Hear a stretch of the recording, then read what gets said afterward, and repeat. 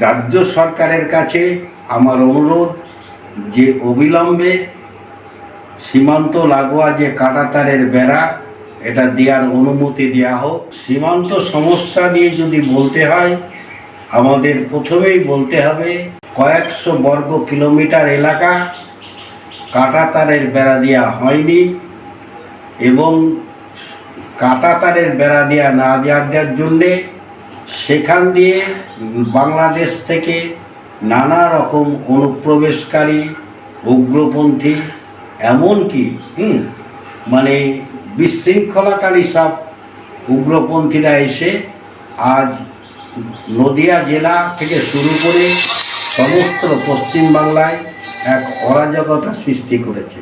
রাজ্য সরকারের কাছে আমার অনুরোধ যে অবিলম্বে সীমান্ত লাগোয়া যে কাঁটাতারের বেড়া এটা দেওয়ার অনুমতি দেওয়া হোক। রাজ্য সরকার দিচ্ছে না ভোট ব্যাংকের দিকে তাকিয়ে, কারণ কিছু অনুপ্রবেশকারী এসে যদি এই রাজ্যে এসে একটা বিশৃঙ্খলা সৃষ্টি করতে পারে, অবাধ এবং সুষ্ঠু নির্বাচনটা যাতে না হয়, সেই জন্যেই রাজ্য সরকার এই পদ্ধতিটা নিয়েছে।